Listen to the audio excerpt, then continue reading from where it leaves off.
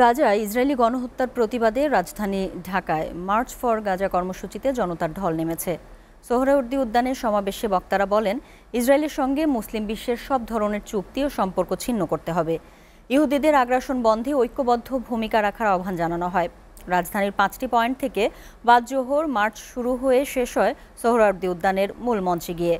Palestine solidarity movement বাংলাদেশের এই আয়োজনে সর্বস্তরের মানুষ ছাড়াও বিভিন্ন রাজনৈতিক দলের নেতাকর্মী, প্রখ্যাত ইসলামিক বক্তা ও জনপ্রিয় সাংস্কৃতিক ব্যক্তিরাও অংশ নেন। HM মেহেদী হাসানের প্রতিবেদন। ফিলিস্তিনে ইসরায়েলের বর্বর গণহত্যার বিরুদ্ধে রাজধানী ঢাকায় মার্চ ফর গাজা প্রতিবাদে এই দীর্ঘ পদযাত্রা। দুপুর থেকে একে একে রাজধানীর বাংলা মোটর, কাকরাইল মোড়, 0 পয়েন্ট, বকশীবাজার ও নীলক্ষেত মোড় থেকে বিশাল মার্চ শুরু হয়ে মিলিত হয় সোহরাওয়ার্দী উদ্যানে। বিকেল 3টায় জনসমুদ্রে পরিণত হয় উদ্যান।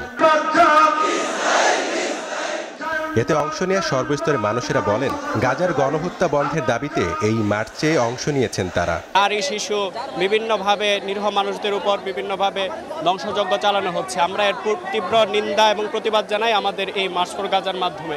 আমরা সবসময় উই আর স্ট্যান্ড ফর ফিলিস্তিন। মধ্যপ্রাচ্যের রাষ্ট্রগুলো যদি একত্রিত হতো তাহলে আজকে মুসলিমদের এত অত্যাচার, বাচ্চাদের উপরে, মহিলাদের উপরে এত অত্যাচার হতো না।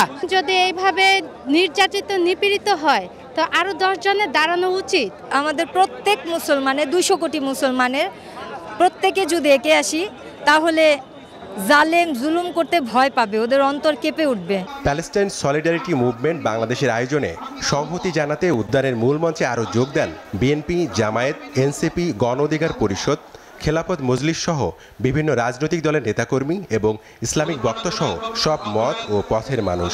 সবার পক্ষ থেকে জাতিসংঘ ও আন্তর্জাতিক সম্প্রদায়ের প্রতি সুনির্দিষ্ট দাবি তুলে ধরেন সাংবাদিক মাহমুদুর রহমান। ইসরায়েলের সাথে অর্থনৈতিক, সামরিক ও কূটনৈতিক সকল সম্পর্ক অবিলম্বে ছিন্ন করতে হবে।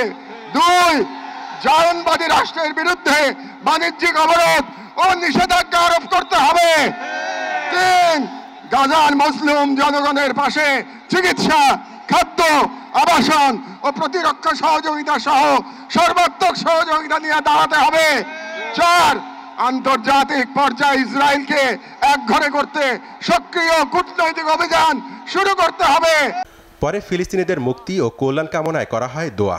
পরিচালনা করেন বায়তুল মোকাররম জাতীয় মসজিদের খতিব মুফতি আব্দুল মালিক। পুরো বিশ্বের মুসলিম হুকুমরানকে, ক্ষমতাবানকে এই কথা বোঝার তৌফিক দান করেন।